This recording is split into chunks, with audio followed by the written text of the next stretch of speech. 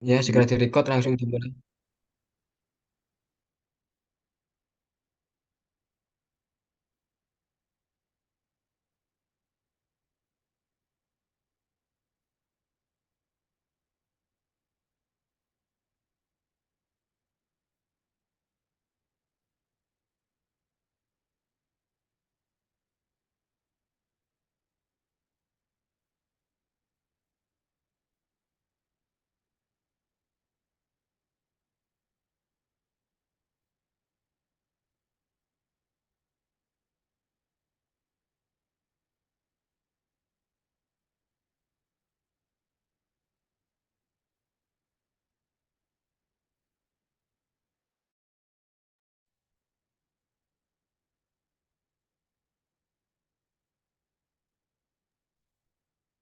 Silakan Nur Syahira, moderator.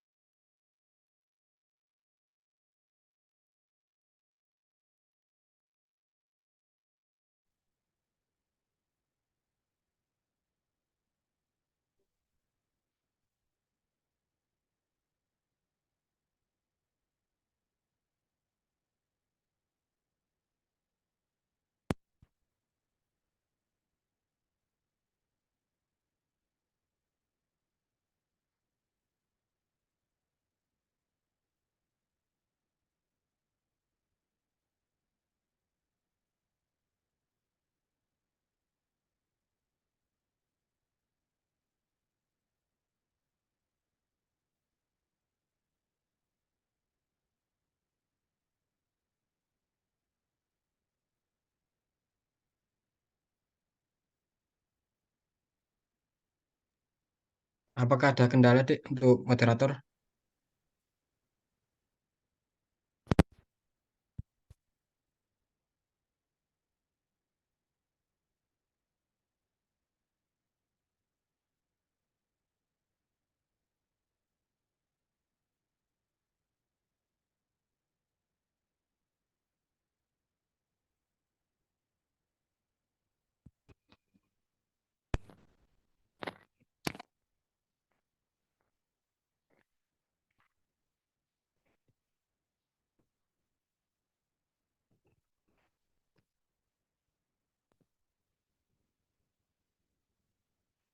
Apakah suara saya terdengar dengan jelas?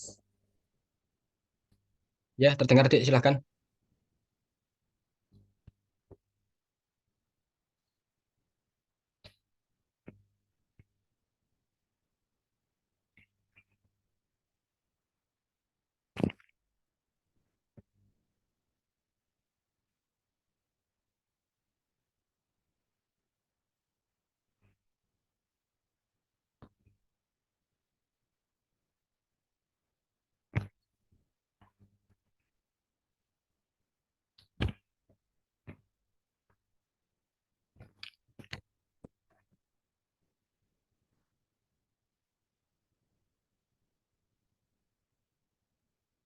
Baik, kita bisa mulai, Kak. Ya, silakan dibuka, Dek.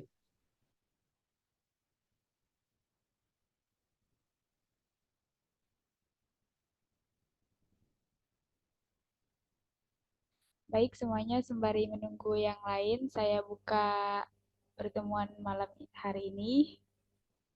Saya ucapkan Assalamualaikum warahmatullahi wabarakatuh. Selamat malam dan salam sejahtera untuk kita semua. Semoga malam ini,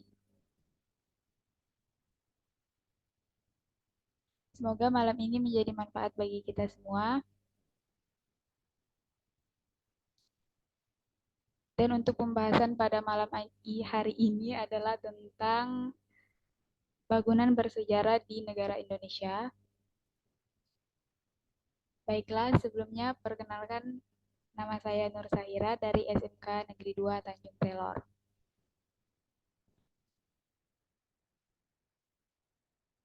Pada kesempatan ini, saya selaku moderator pada pertemuan keempat ini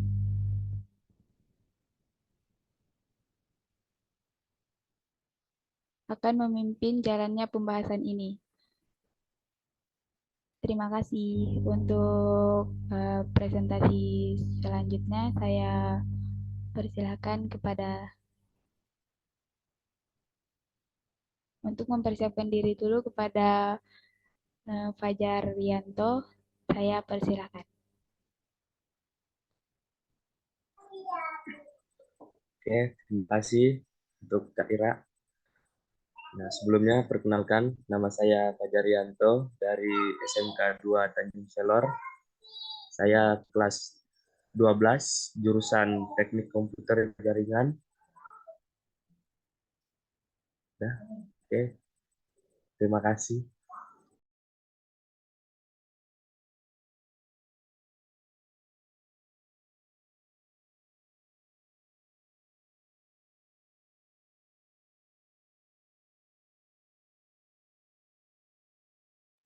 Apakah sudah ada yang siap untuk mempresentasikan materi pada malam hari ini?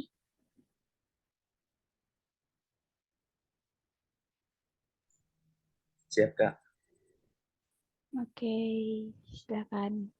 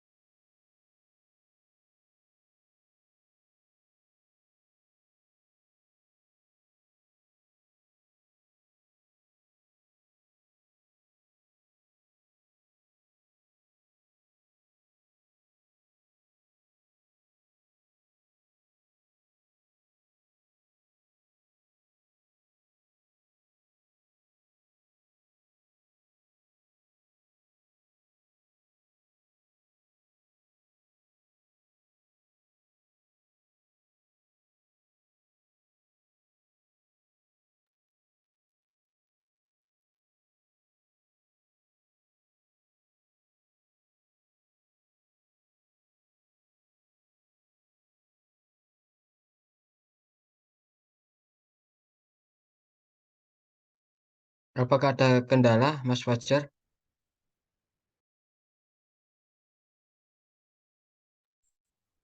Tidak, Kak? Tidak, Kak?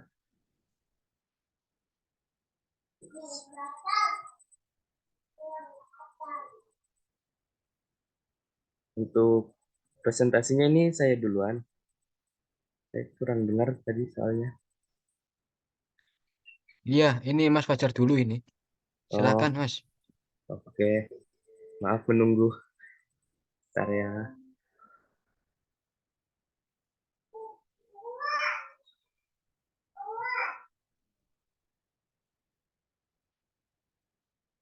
Apa sudah terlihat jelas? Atau belum muncul?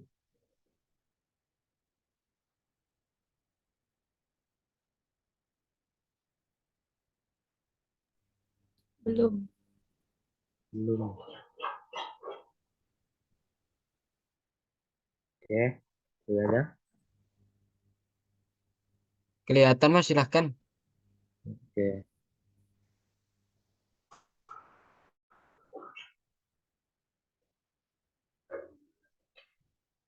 Sebelumnya saya akan memperkenalkan tentang ini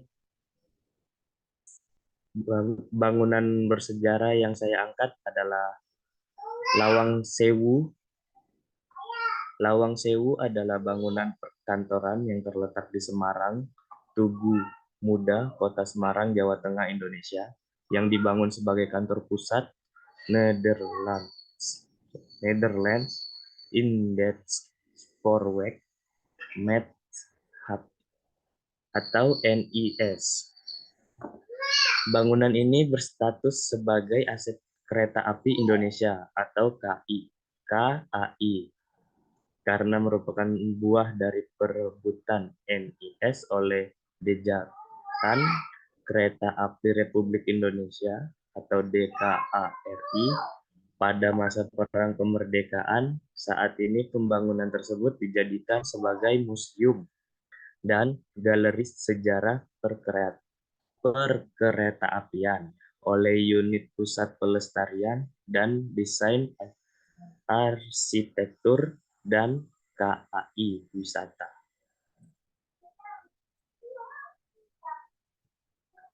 Nama Lawang Sewu aslinya merupakan julukan gedung itu dalam bahasa Jawa yang berarti bangunan berpintu seribu.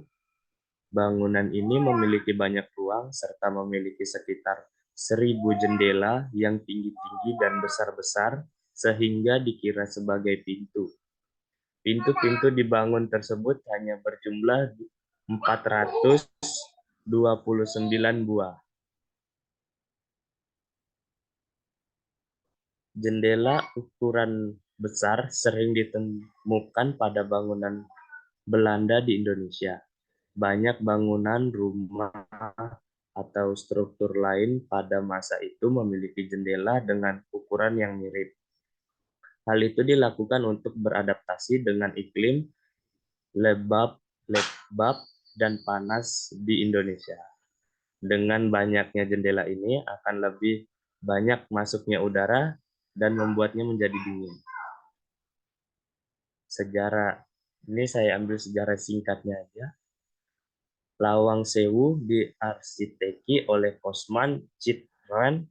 Bangunan ini dirancang dalam gaya Hindia Baru, istilah yang diterima secara akademis untuk rasionalisme Belanda di India, mirip dengan rasionalisme Belanda. Gaya adalah hasil dari upaya untuk mengembangkan solusi baru untuk mengintegrasikan preseden tradisional atau klasisme dengan kemungkinan teknologi baru.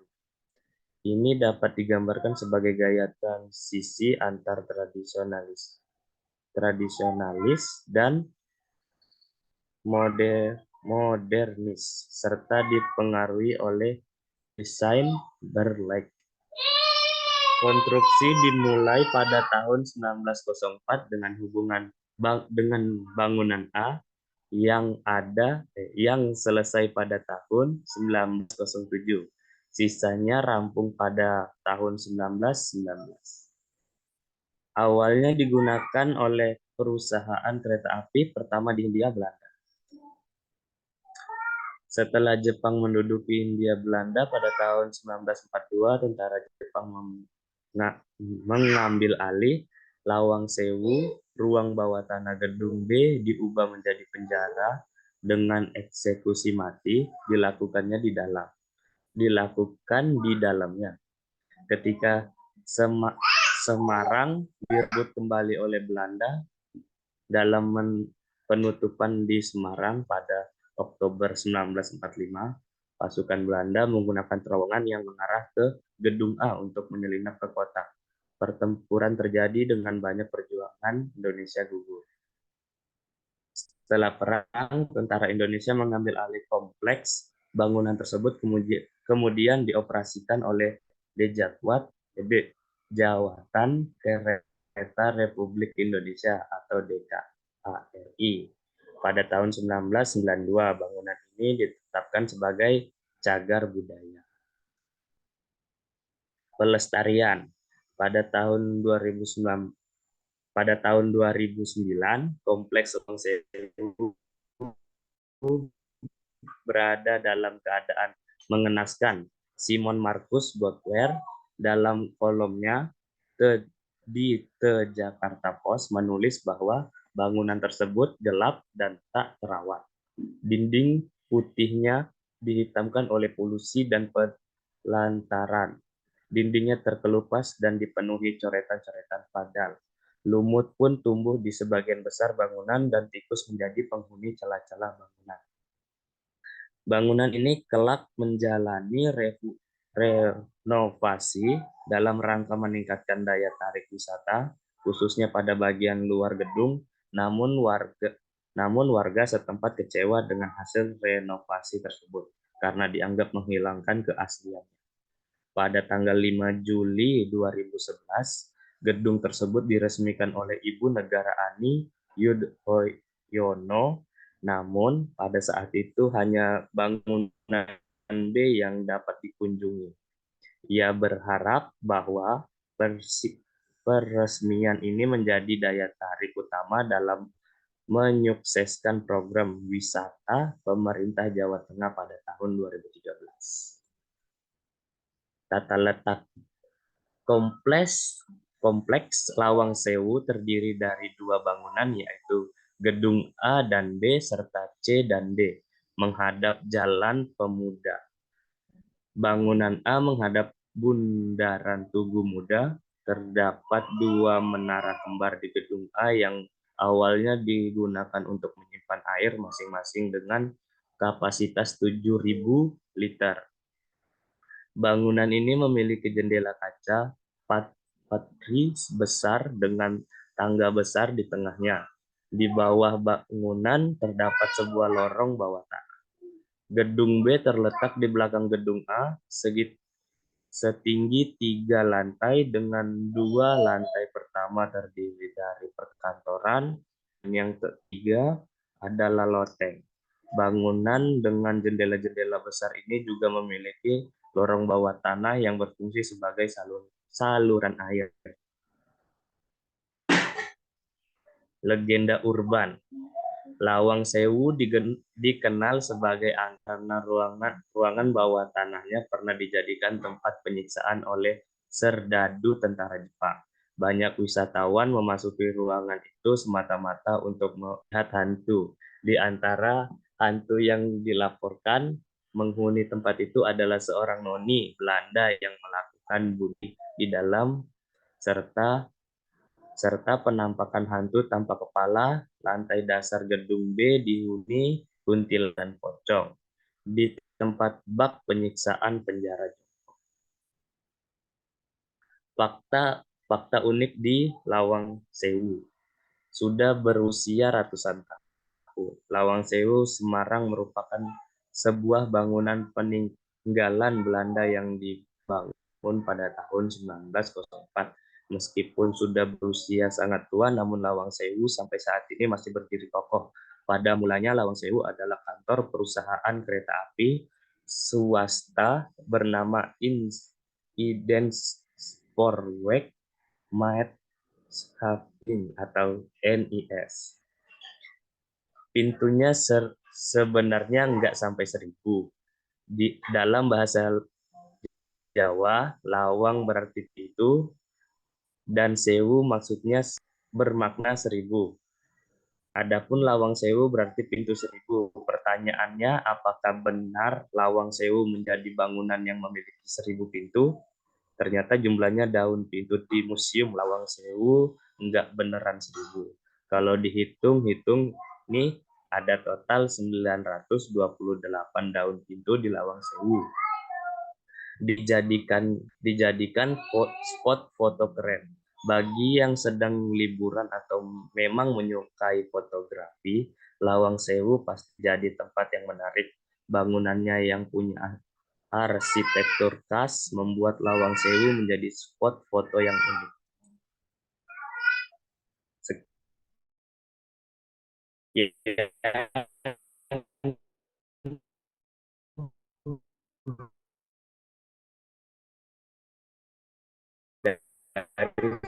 saya dan terima kasih kata-kata yang kurang.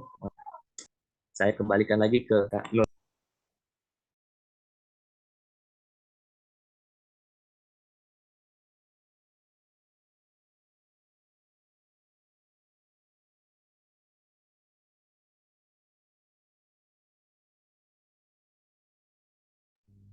Baik, terima kasih kepada Mas Fajar atas presentasi materi pada malam hari ini. Kita ketahui bersama bahwa Lawang Sewu adalah bangunan perkantoran yang terletak di seberang Tugu Muda, Kota Semarang, Jawa Tengah, Indonesia, yang dibangun sebagai kantor pusat Netherlands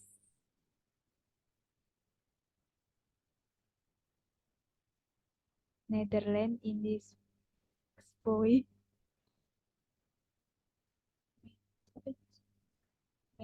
Speed.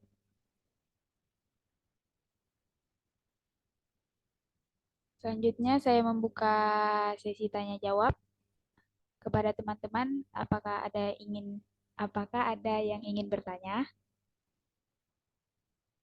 Baik, saya mau mengajukan pertanyaan.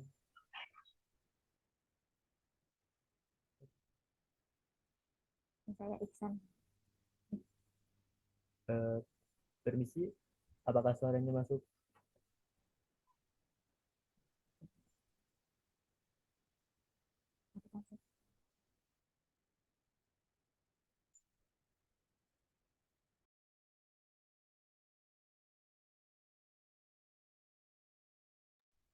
Mohon maaf, bisa diulangi, suaranya kurang jelas.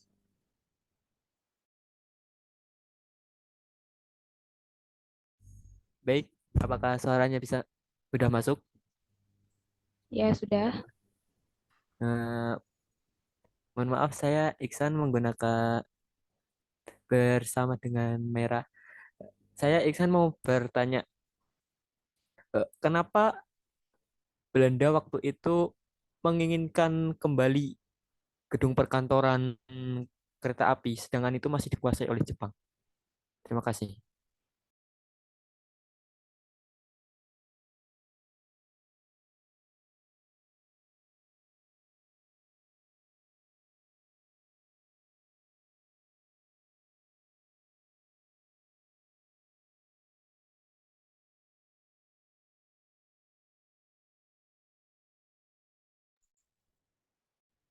Terima kasih untuk pertanyaannya. Untuk pertanyaan Kak Iksan, mungkin saya belum bisa jawab ya Kak Iksan. Karena masih kurang tahu betul tentang sejarah Lawang Sewu. Jadi takutnya nanti mengada-ngada kita salah lagi. Belum tahu jauh sampai sejarah sana.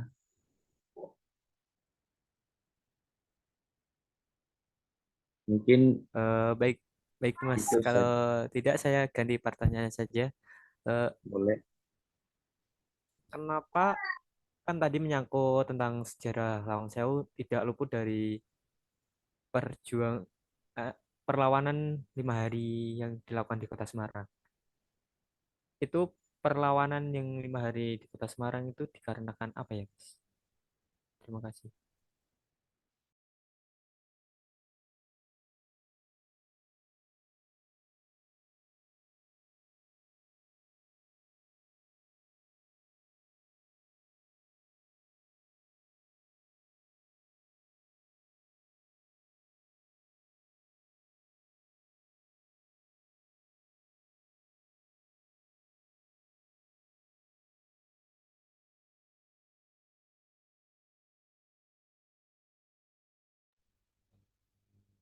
Baik, apakah ada yang ingin bertanya lagi?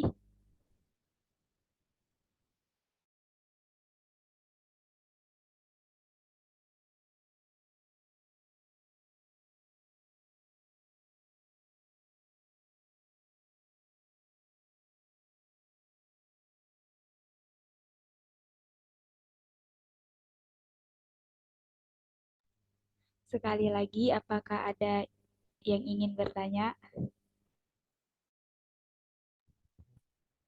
Tidak ada, Mbak. Serangan pasca kemerdekaan Indonesia, pertempuran 5 hari di Semarang berlangsung pada tanggal 15 20 15 sampai 20 Oktober. Penyebabnya kemungkinan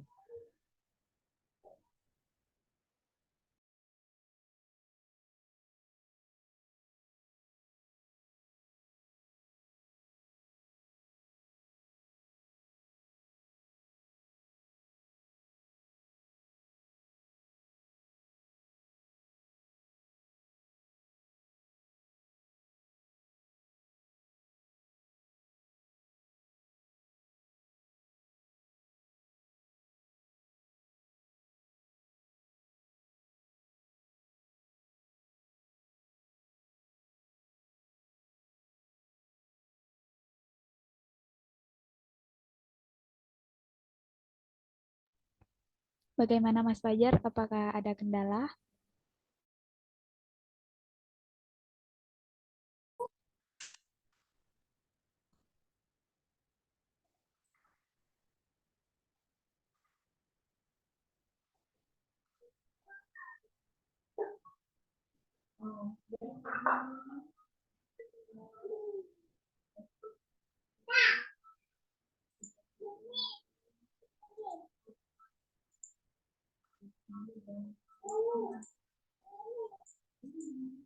ya,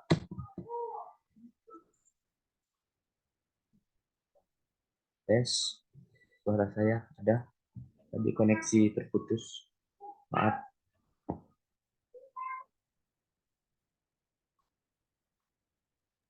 Baik, silakan dilanjutkan Mas Fajar.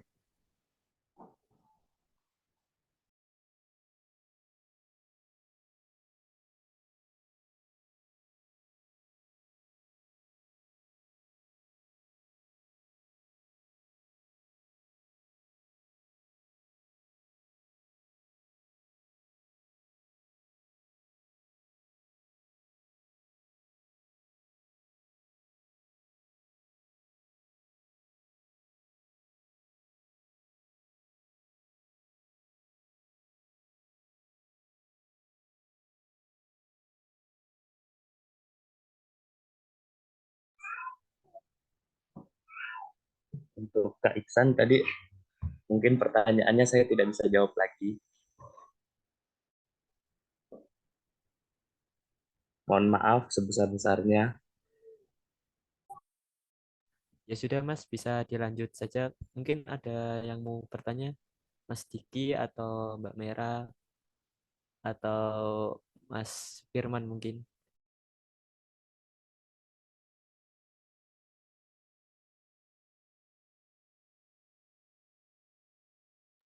Kalau tidak ada pertanyaan, ya silakan dilanjut, moderator.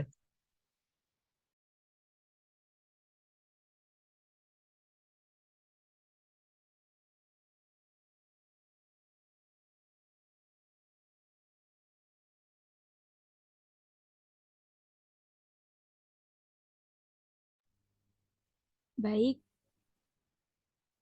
saya anggap tidak ada pertanyaan lagi.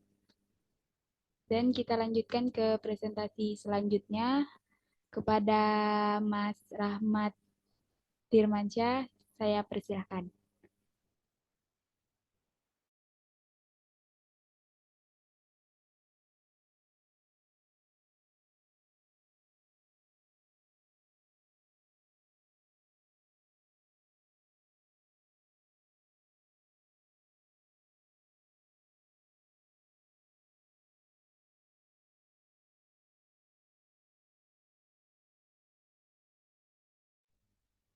Mas Rahmat, apakah ada kendala?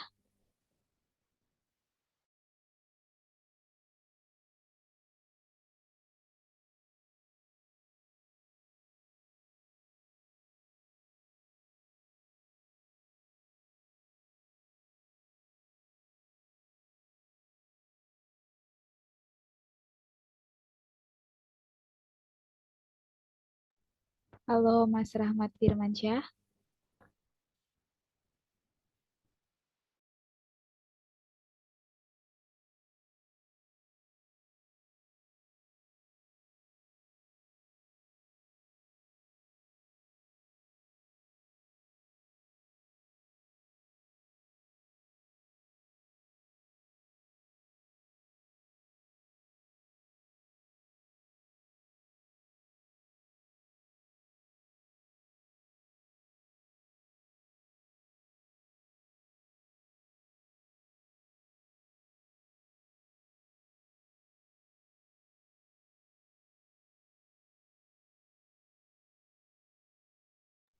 Baik, jika tidak ada respon,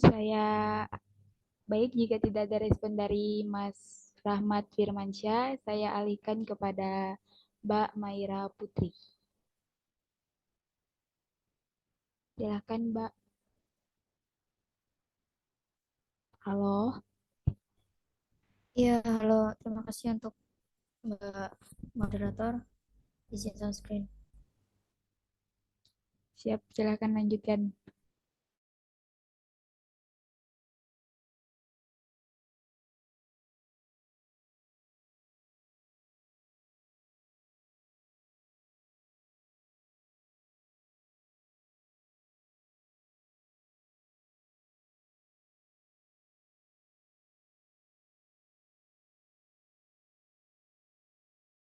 Pertama-tama perkenalkan, nama saya Maira Putri Wilaksana. Saya dari Sekolah SMK PGRI 13 Surabaya, jurusan Desain Komunikasi Visual. Di sini saya mengambil topik gedung Siola.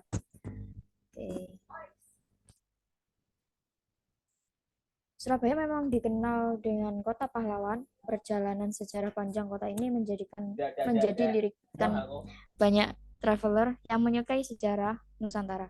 Bangunan peninggalan kerap menjadi saksi bisu perjalanan sejarah kota Surabaya. Salah satunya bangunan masih yang masih utuh dan menjadi banyak sorotan pengguna jalan adalah Gedung Siola Surabaya. Sejarah Gedung Siola. Gedung Siola sebelumnya dinamakan White Law, adalah sebuah gedung bersejarah di kota Surabaya, Provinsi Jawa Timur, Indonesia. Gedung ini sebelumnya pernah digunakan oleh para pejuang Indonesia untuk meredam serangan oleh pasukan sekutu yang datang dari utara kota. Akibatnya, pertempuran sengit membuat pejuang meluluh lantahkan gedung ini.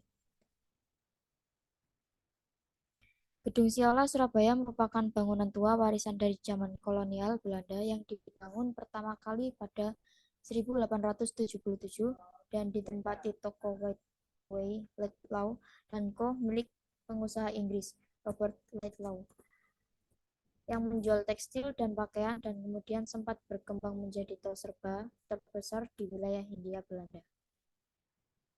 Gedung yang berdiri lebih dari 1 abad lamanya ini dibangun oleh Robert Laidlaw, salah satu investor dari Inggris yang difungsikan sebagai toko retail. Saat itu gedung diberi nama Head English Series, sebutan Belanda dari toko serba ada Inggris. Hingga tenernya pertokoan ini, banyak yang menjual tas dan koper paling populer di Jawa Timur.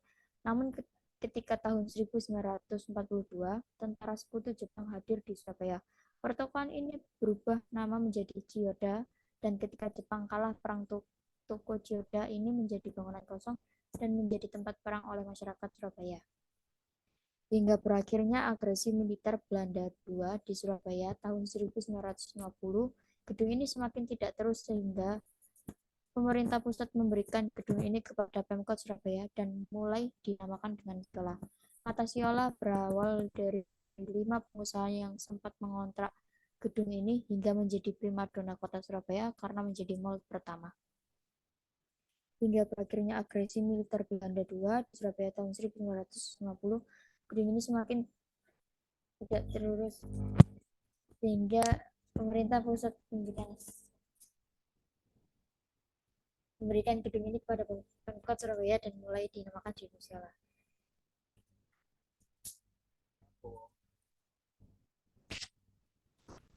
Hingga akhirnya pihak pemerintah Surabaya menjadikan Gedung Siola menjadi sebuah museum yang diresmikan tahun 2012. Namun nama Siola tetap melekat di semua warga Surabaya dan Jawa Timur.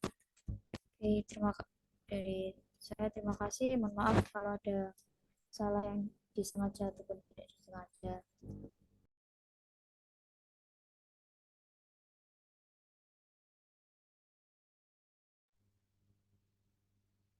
Baik, terima kasih banyak kepada Mbak Maira Putri yang telah mempresentasikan materi pada malam hari ini. Untuk selanjutnya saya akan membuka sesi tanya jawab. Kepada teman-teman yang ingin bertanya, saya persilakan. Oke, Mbak Moderator, izin untuk memberikan satu pertanyaan untuk Mbak Maira. Pertanyaan saya yaitu eh, cukup simpel ya, seperti biasanya yang sering saya tanyakan. Mengapa Mbak Maira ini membawakan topik tentang gedung Siola? Apa spesialnya dan apa kelebihannya ya? Yaitu Mbak.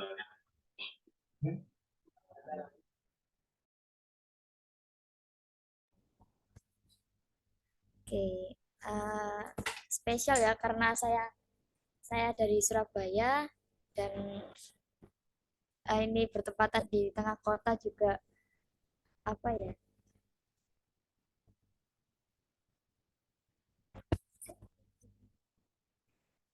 Ya karena itu aja sih karena saya dari Surabaya dan kalau view kalau malam itu beda banget, lebih enak malam daripada pagi kalau ke Siola.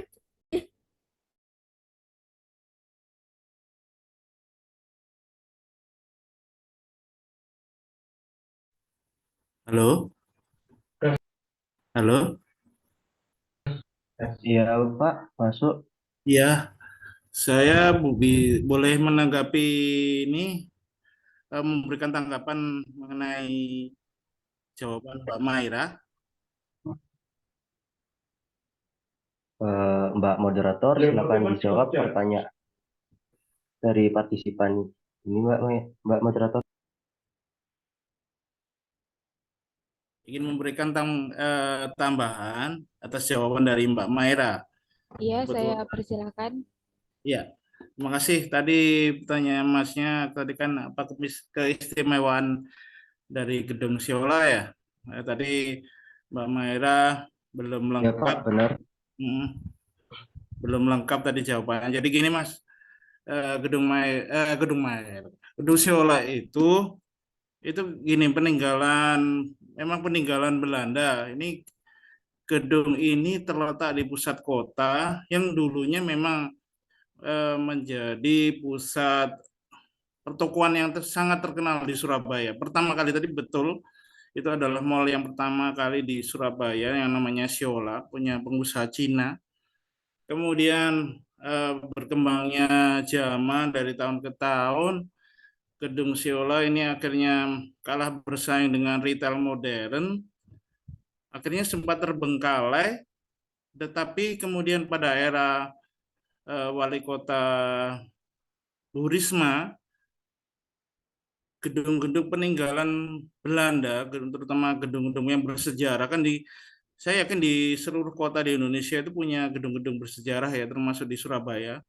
Jadi yang oleh pemerintah kota Surabaya, seluruh gedung bersejarah ini tidak boleh dipugar ya. Jadi yang bagian depan itu tetap harus bentuk aslinya.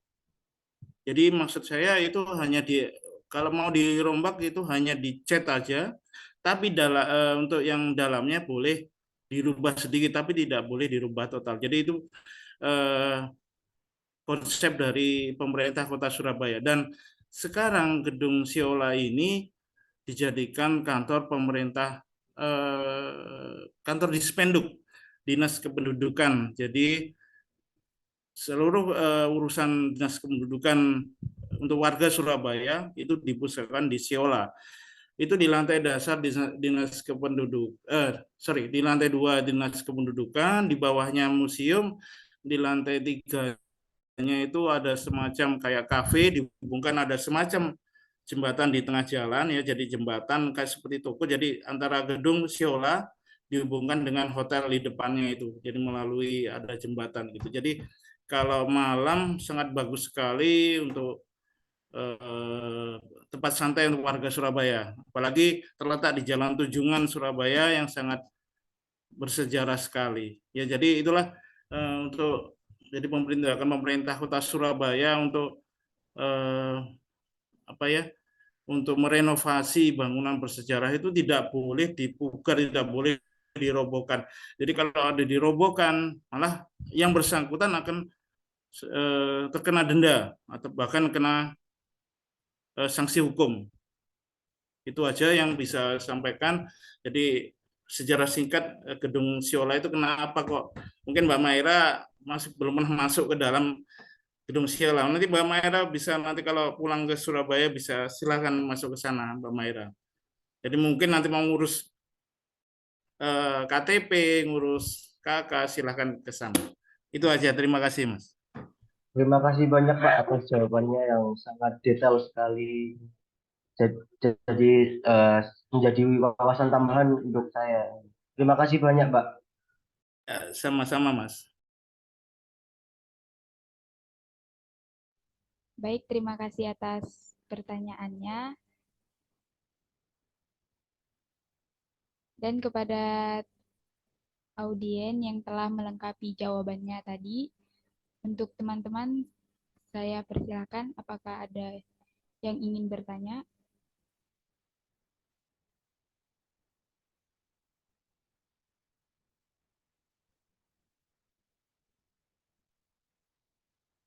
Sekali lagi, apakah ada yang ingin bertanya lagi?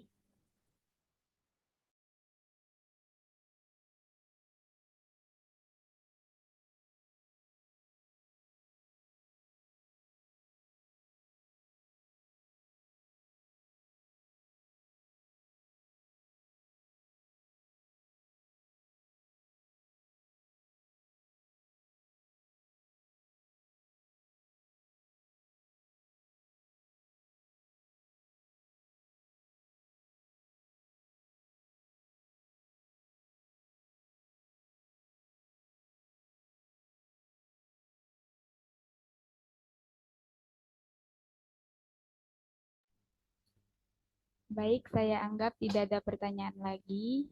Dan untuk selanjutnya, saya serahkan ke Mas Rahmat Rizky Firmansyah untuk mempresentasikan materinya.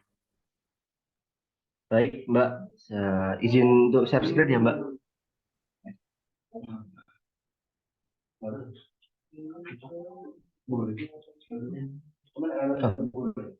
Kok nggak bisa share screen ya Mbak di sini?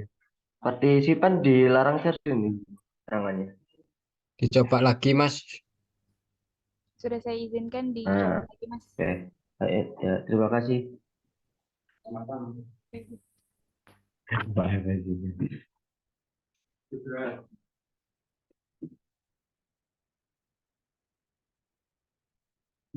Oke, terima kasih untuk Mbak Moderator telah mengizinkan saya untuk melakukan presentasi. Jadi di sini saya akan mempresentasikan sebuah monumen kapal selam yang berada di kota Surabaya, kota kelahiran saya. Monumen kapal selam atau yang bisa disebut Mount Castle adalah sebuah museum kapal selam yang terdapat di Embong Kaliasin, Genteng, Surabaya. Terletak di pusat kota, monumen ini sebenarnya merupakan kapal selam KRI Pasopati 410. Jadi monumen kapal selam ini adalah mungkin salah satu-satunya yang ada di Indonesia, merupakan monumen kapal selam yang menjadi kebanggaan tersendiri bagi warga kota Surabaya. Untuk sejarahnya, KRI dengan nomor lambung KRI Pasopati dengan nomor lambung 410 termasuk jenis SS Type Whiskey kelas yang dibuat di Vladivostok, Rusia pada tahun 1952 dengan tugas pokoknya yaitu menghancurkan garis bintang musuh, anti-shipping, mengadakan pengintaian dan melakukan silent raid. Jadi tugas utamanya KRI Pasopati pada waktu itu yaitu melakukan pengintaian, melakukan patroli di suatu pulau-pulau terpencil di Indonesia dan melakukan penggerbekan secara diam-diam jika ada kapal-kapal negara asing yang masuk di wilayah NKRI.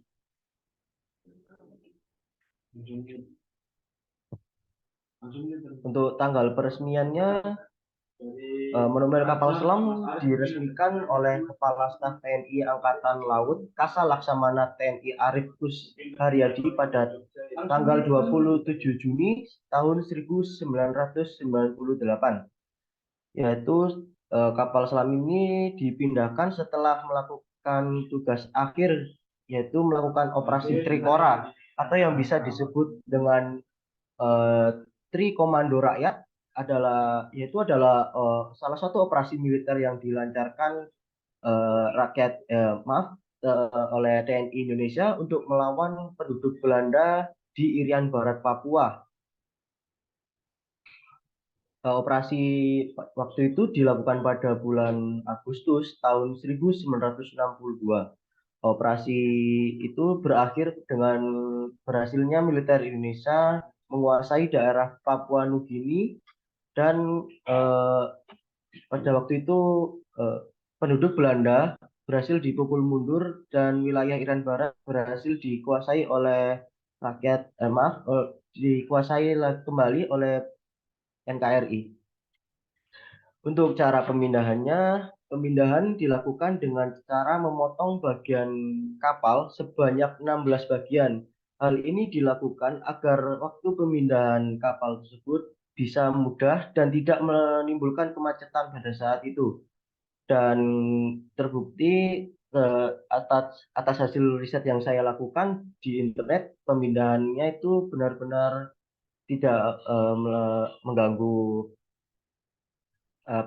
lalu lintas pada saat itu. Setelah 16 bagian ini tadi sudah dipindahkan semuanya, lalu 16 bagian ini tadi digabungkan kembali menjadi satu agar bisa kembali ke bentuknya semula. Dan mungkin hanya itu yang bisa saya sampaikan tentang Mount Monumen Kapal Selam yang berada di Kota Surabaya. Terima kasih, saya kembalikan ke Mbak Moderator.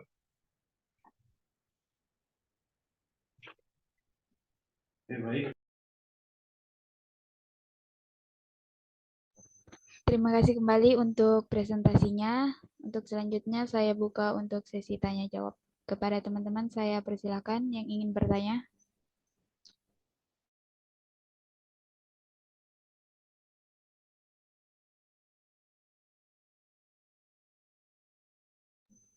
Silahkan bila ada yang ingin bertanya.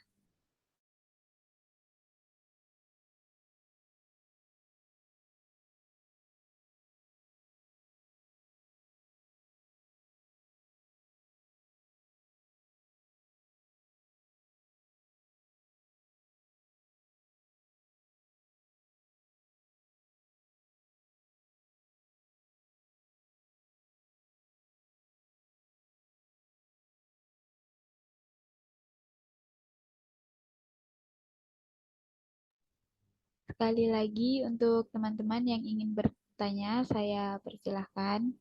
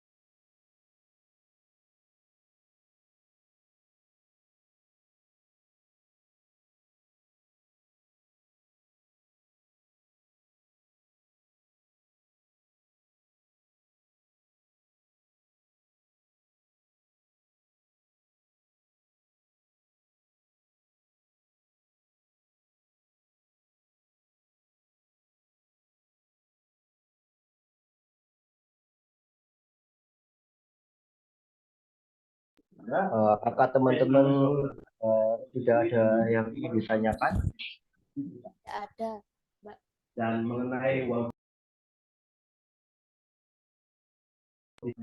mungkin jika teman-teman yang tidak ada pertanyaan, mungkin bisa Mbak Moderator yang mengajukan pertanyaan kepada saya.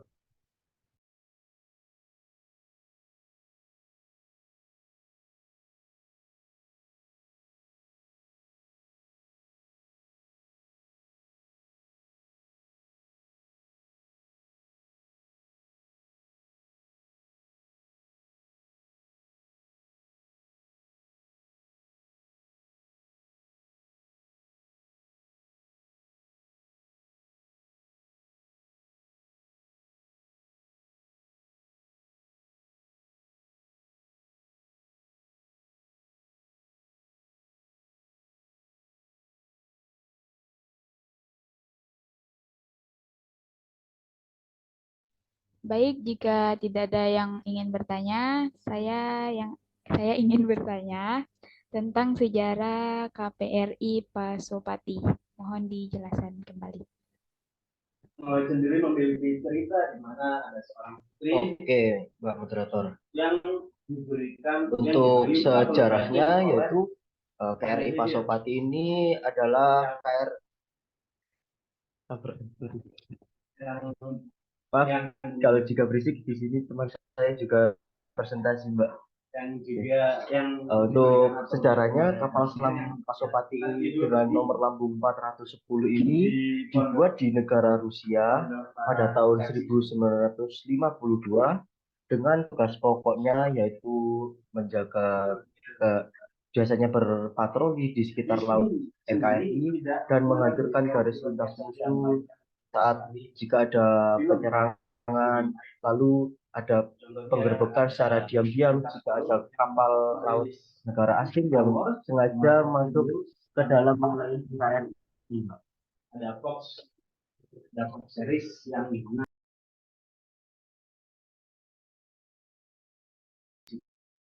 Mungkin ada pertanyaan lain, Mbak? Halo? Iya, Pak. Ya, ini saya bisa menambahkan dari keterangan Mas Rahmat ya. Iya, Pak. Jadi ini kan kenapa tadi atau sejarahnya kapal selam KRI Pasopati ya ditempatkan di sana. Ini salah satunya untuk menyampaikan kepada warga kota Surabaya bahwa kota Surabaya itu adalah kota maritim. Ya. Kemudian yang kedua, kalian harus tahu bahwa Surabaya ini adalah Lantamal 2. Intinya Lantamal itu maksudnya begini. Jadi Indonesia ini dibagi dua, ada Indonesia bagian barat dan Indonesia bagian timur. Jadi Surabaya ini menguasai daerah untuk Indonesia bagian timur. Sedang di Jakarta ini untuk posnya Indonesia bagian barat. Jadi istilahnya komando angkatan laut itu ada dua. Jadi di bagian barat dan bagian timur lah. Surabaya ini pusatnya untuk bagian timur. Jadi oleh pemerintah kota Surabaya ini untuk menunjukkan bahwa kota Surabaya ini kota maritim. Jadi itu tadi kapal selam dijadikan tempat wisata juga tempat edukasi bagi seluruh warga kota Surabaya. Jadi nanti kalau mungkin Mas Rahmat sudah pernah masuk ke dalamnya, Mas? Sudah sekali, Pak. Waktu itu saya masih duduk di kelas 2 SD kalau tidak salah. Iya. Itu memang banyak anak-anak ya, terutama anak TK untuk memberikan pendidikan. Jadi kalau ruangannya sempit sekali, saya juga membayangkan bahwa Mas bertugas selama di dalam laut di ruangan yang sangat sempit sekali. Dan saya mendengarkan keterangan dari semacam pramu wisata ya, guide-nya di sana itu bahwa mereka itu kalau bertugas di dalam itu hanya pakai kaos dalam aja, nggak pakai baju. Saya membayangkan betapa panas sekali. Masuk ke sana juga pada waktu itu sangat panas sekali, sempit, jadi kita harus menunduk ya, jadi masuk ke dalam harus menunduk dan hanya beberapa orang. Bayang saya nih sungguh menyiksa sekali ya. Tapi ya itu tadi Mas Rahmat juga menjelaskan bahwa ada sejarahnya sekali ya, ada sejarahnya. Jadi ini adalah kapal selam yang pertama kali dimiliki oleh bangsa Indonesia gitu ya. Kemudian memang benar kapal selam itu diletakkan atau ditempatkan di sebelahnya Sungai Kalimas, jadi sebagai tempat wisata juga. Terus di samping kirinya ada Mall Delta Plaza. Jadi kalau liburan itu ramai sekali kunjungan. Kemudian ada tempat food court-nya, juga tempat ada musiknya. Jadi hidup sekali. Jadi ada tempat wisata malamnya juga. Wisata malam maksudnya warga kota Surabaya bisa mengarungi sungai di sampingnya kapal selam itu. Monggo kalau ada teman-teman atau adik-adik dari seluruh Indonesia yang pengen kalau dolan ke Surabaya, bisa mampir ke sana. Itu aja. Terima kasih. Terima kasih Pak atas tambahannya tadi yang bisa jadi ilmu tambahan bagi saya. Terima kasih banyak Pak. Sama-sama Mas Rahmat.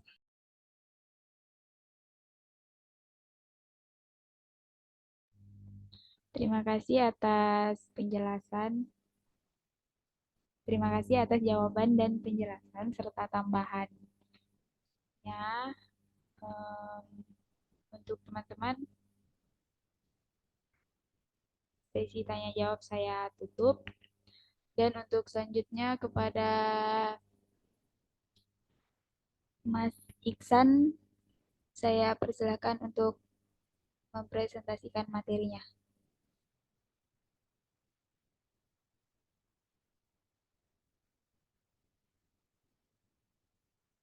Mas Iksan, apakah sudah siap? Baik, sebelumnya mohon maaf karena tadi PPT yang saya persiapkan adalah sama seperti Mas Fajar, yaitu tentang Lawang Sewu. Untuk materi kali ini saya alihkan tetapi tidak menggunakan PPT, tapi saya akan presentasi secara lisan. Baik, yang akan saya bahas kali ini yaitu Kelenteng Sampokong. Maaf Mas Kelenteng Iksan, Sampokong. jika tidak ada PPT mungkin lebih baik kameranya di off kan, maaf di on kan. Merahnya di on kan. Oke.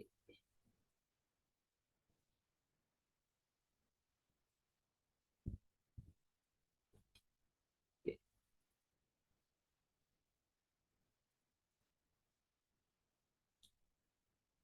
Baik, saya lanjutkan.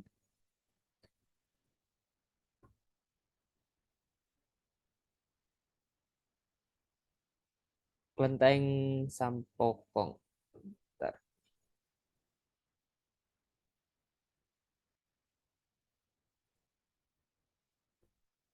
Kelenteng Sampokong yang berada tepat di Kota Semarang, salah satu ikonik juga selain Lawang Sewu.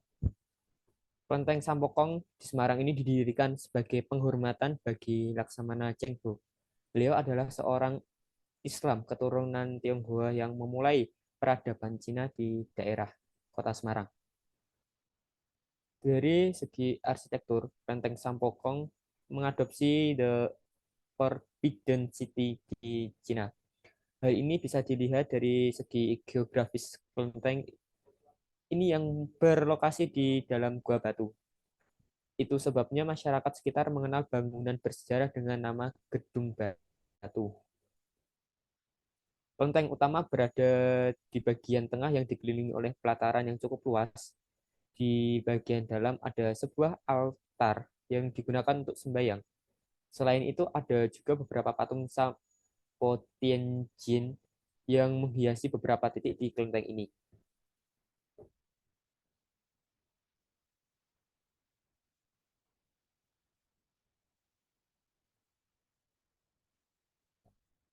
Bentar, saya lanjutkan.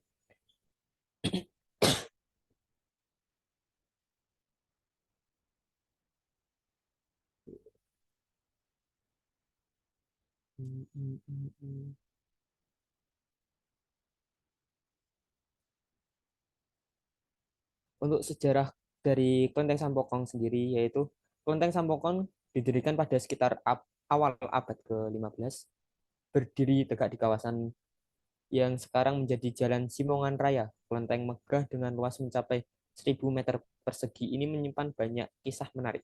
Salah satu yang paling terkenal ya kisah persinggahan Laksamana Cheng Ho yang sempat tadi saya bahas. Kisah inilah yang kemudian paling sering dituturkan oleh para pemandu wisata di sekitaran Kelenteng Sampokong. Laksamana Zheng He atau Cheng Ho terlahir dengan nama Ma San Bao. Itulah mengapa kelenteng atau tempat petilasan untuk Zheng He menggunakan nama Sampokong. Dalam dialek Hokkien, Sampokong atau San Bao Dong dalam bahasa Mandarin artinya adalah Gua San Bao Asal-muasal Kelenteng Agung Sampokong adalah ketika armada Zheng He merapat ke pantai Simongan, daerah kota Semarang. Karena jurumudinya Wang Jinghong sakit keras. Sebuah gua batu dijadikan tempat peristirahatan Zheng He dan mengobati Wang Jinghong. Sementara jurumudinya menyembuhkan diri. Zheng He melanjutkan pelayaran ke timur untuk menuntaskan misi perdamaian dengan perdagangan keramik serta rempah-rempah. Selama di Simongan, Wang memimpin anak buahnya menggarap lahan, membangun rumah, dan bergaul dengan penduduk setempat. Ini asal-muasal dibangunnya Kelenteng Sampokong di Semarang. Wang meninggal pada usia 87 tahun dan dimakamkan di sekitar Kelenteng Sampokong. Saat itu masyarakat menyebutnya sebagai makam Kiai Jurumudi.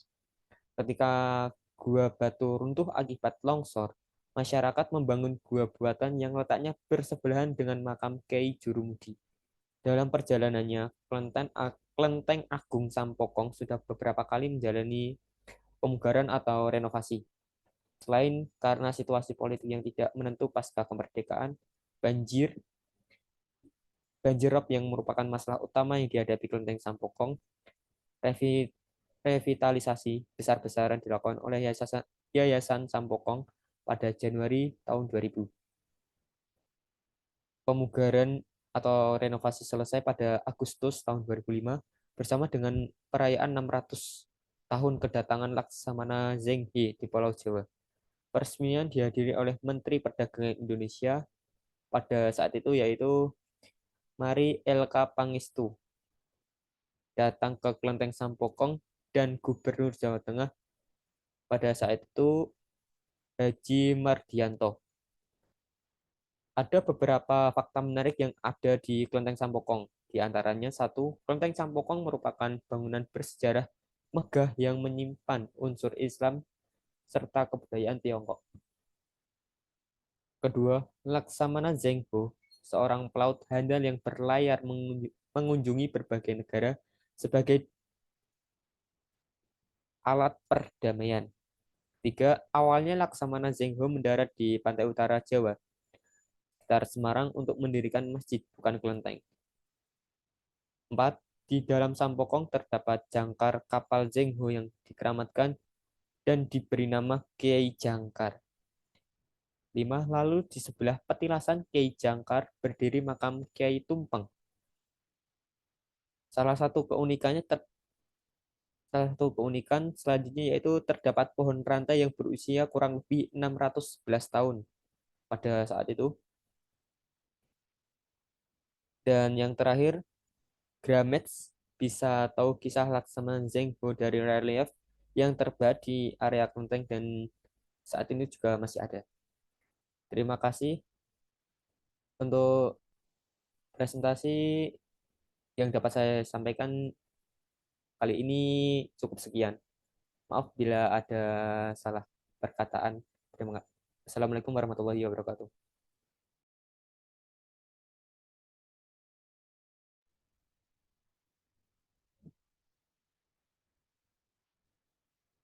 Waalaikumsalam warahmatullahi wabarakatuh. Terima kasih kepada Mas Iksan yang telah mempresentasikan materi pada malam hari ini. Untuk selanjutnya saya membuka sesi tanya jawab. Kepada teman-teman yang ingin bertanya, saya persilahkan.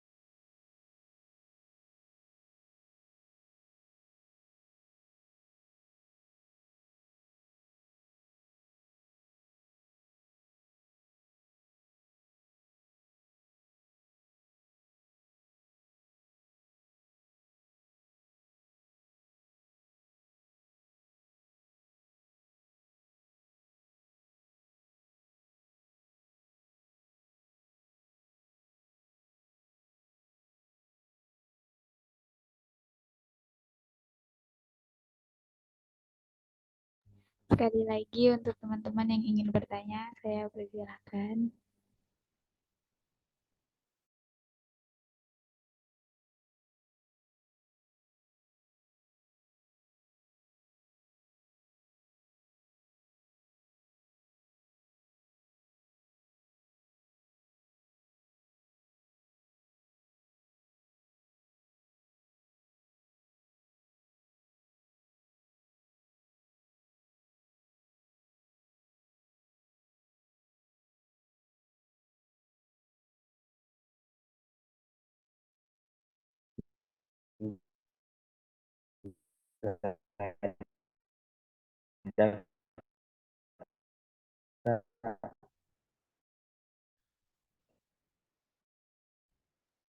Oke, dilanjut saja, Mbak.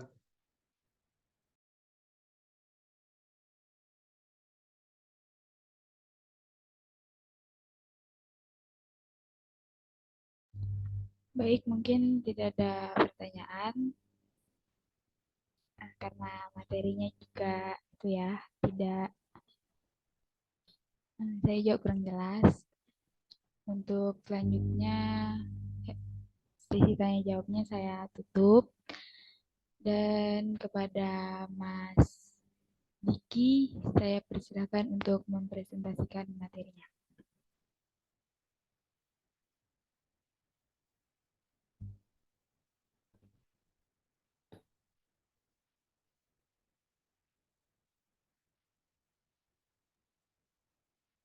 Minta, ya oke. Izin share screen ya.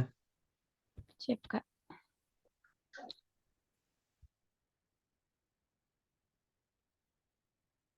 Hari ini saya tampilkan.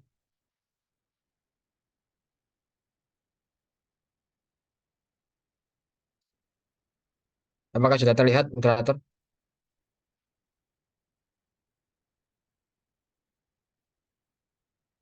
Udah, Kak, silakan Lihat ya. dilanjutkan. Ya, Kak. Oke.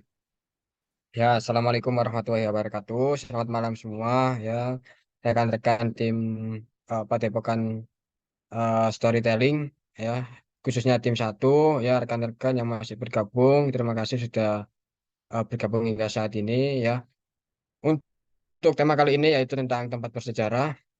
Ya, tidak kalah uniknya dengan kapal selam, monumen kapal selam dan juga gedung Siola. Ya, Surabaya memiliki berbagai macam ataupun banyak sekali tempat-tempat bersejarah khususnya pada saat di era kemerdekaan. Salah satunya yaitu ya, saya angkat Tugu Pahlawan. Ya, mengapa disebut Tugu Pahlawan? Karena disinilah ya pusatnya, titik di mana pertempuran Surabaya, pertempuran 10 November itu terjadi ya. Jadi pertempuran darat di Tugu Pahlawan ini ya, sehingga 10 November diperingati sebagai Hari Pahlawan. Itu cikal bakalnya dari Surabaya, dari pertempuran 10 November di Surabaya. Itu tema yang kali ini saya angkat, lebih tepatnya judul saya akan mengangkat Tugu Pahlawan. Ya, sejarah ya, lagi dan lagi sejarah. Karena kan ini tempat bersejarah, pasti dan wajib hukumnya mempunyai sejarah.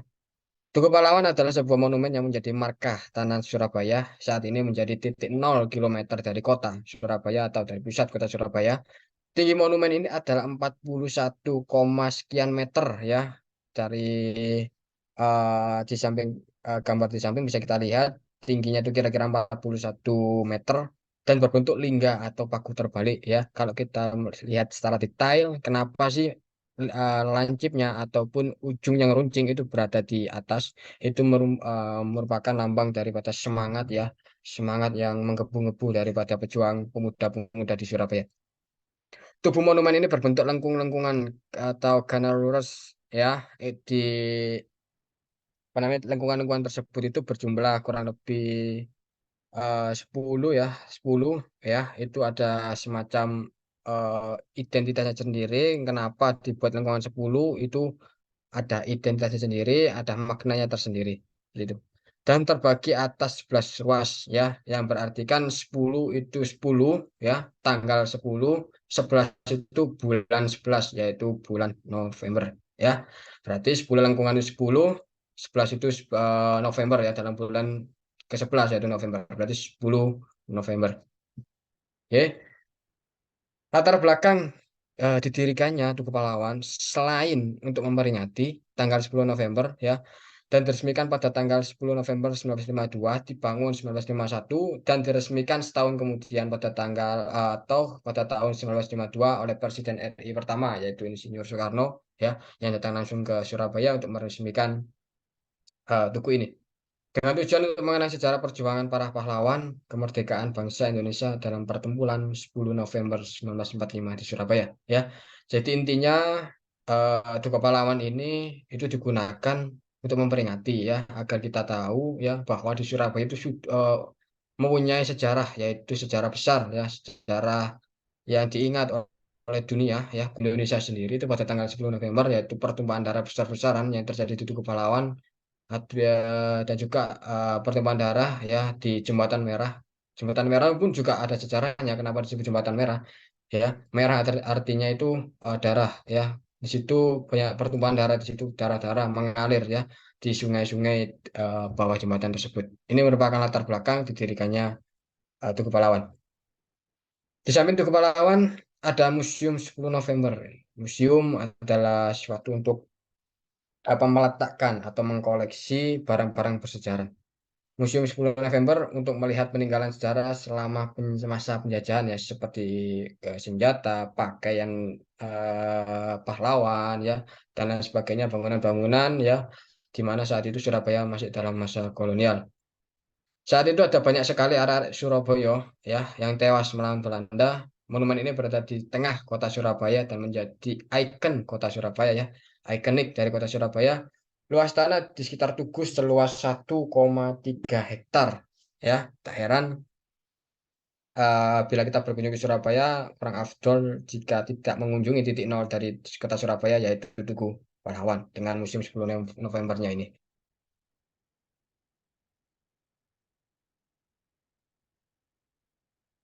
Oke, sebentar.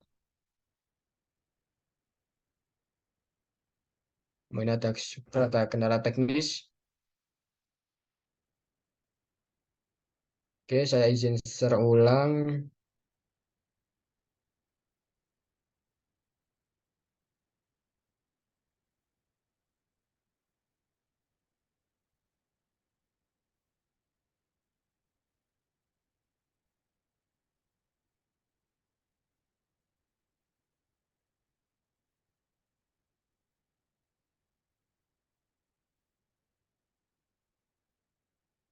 Selanjutnya yaitu keunikan Museum 10 November. Keunikan daripada museum ini adalah bangunannya yang berada di bawah tanah ya. Di bawah tanah, museum ini terdiri dari 2 lantai yang dirancang dengan beberapa zona untuk meriwayatkan kronologis pertempuran 10 November. Jadi kita bisa lihat ya dari segi tata letak bangunan saja mencerminkan suatu simbol ya, suatu istilah atau silsilah daripada kemerdekaan Indonesia. Itu dari segi bangunan luar saja. Kalau kita ingin lebih detail, lebih spesifik, kita bisa masuk ke Museum 10 November ini. Oke, sebentar. Kendala teknis lagi nih.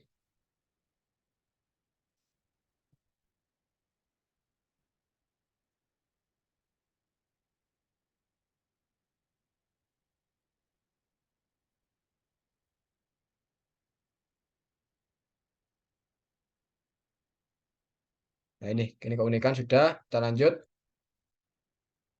Apa saja yang di Museum 10 November? Apa saja yang ada di Museum 10 November ya? Untuk melengkapi monumen, dibangunlah fasilitas sejarah yaitu Museum 10 November. Yang di dalamnya terdapat ratusan koleksi seperti koleksi foto-foto para pejuang ya, para pahlawan khususnya Bung Tomo ya. Bung Tomo merupakan salah satu tonggak keberhasilan kemerdekaan Indonesia yang berasal dari Surabaya lewat radio, lewat suara rekamannya yang membakar semangat daripada arek Surabaya. Senjata rampasan dan artefak peninggalan pertempuran di Surabaya dan fasilitas pendukung lain yaitu di orama elektronik dan di aroma statis. Ini merupakan keunikannya.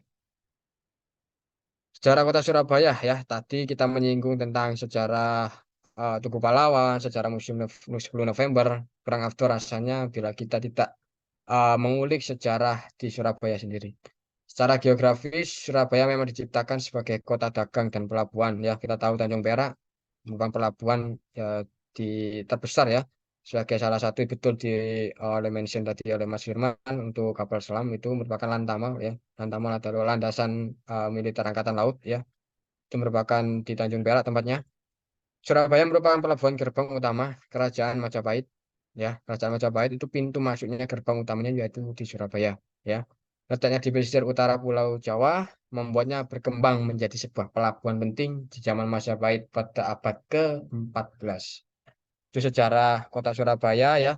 Jadi kita juga membahas tentang sejarah Tugu Pahlawan, sejarah Museum 10 November dan lain sebagainya. Ya. Itu merupakan presentasi dari saya ya tentang Museum 10 November sekaligus Tugu Pahlawannya ya. Karena dalam satu tempat ya Museum 10 November dan juga Tugu Pahlawan ini dalam satu lingkup yang sama ya di berada di titik 0 kilometer dari kota Surabaya. Oke, mungkin itu saja presentasi dari saya ya terkait halnya tempat bersejarah ya khususnya di kota kelahiran saya yaitu kota Surabaya. Oke. Untuk pertanyaan saya buka ya atau sesi diskusi bukan pertanyaan sih sesi diskusi ataupun pertukaran pendapat ya bisa kita bahas di sini. Silakan.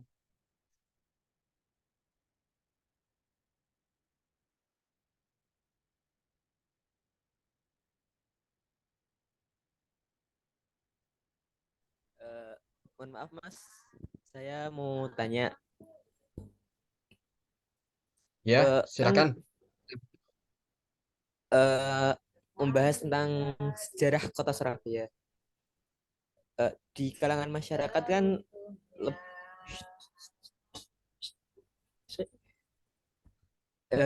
di kalangan masyarakat kan ini lebih banyak pada menganut cerita legenda yang antara pertempuran Sura dan Baya. Tapi apakah yang benar itu geografis atau legendanya ya, Mas? Terima kasih. Ya, kalau berbicara tentang legenda ya itu saya kurang paham legenda. Memang di zaman kerajaan Majapahit itu ada seekor apa namanya ya itu ya dua hewan itu yang disimbolkan atau secara simbolis dikenang oleh masyarakat Surabaya menjadi salah satu nama kota besar saat ini ya yaitu Surabaya ya.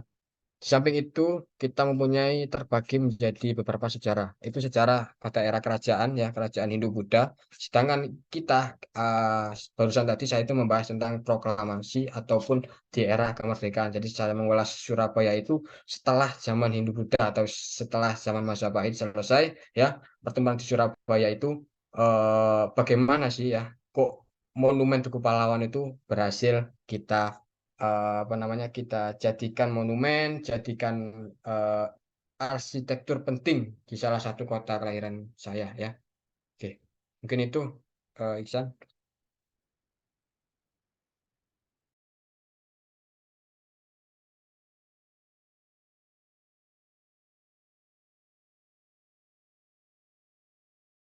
Baik, terima kasih Mas Diki atas jawabannya. Oke, ya silakan dilanjut moderator.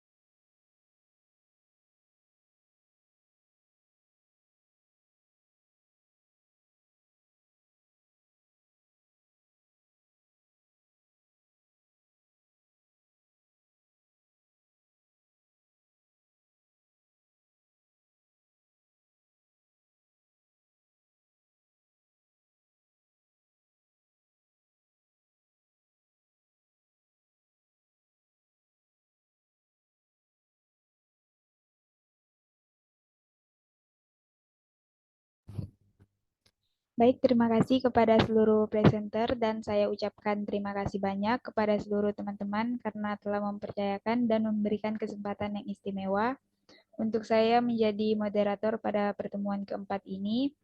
Dan saya juga berharap semoga pertemuan pada malam hari ini dapat menambah wawasan kita serta pengetahuan kita terhadap bangunan-bangunan bersejarah di negeri Indonesia.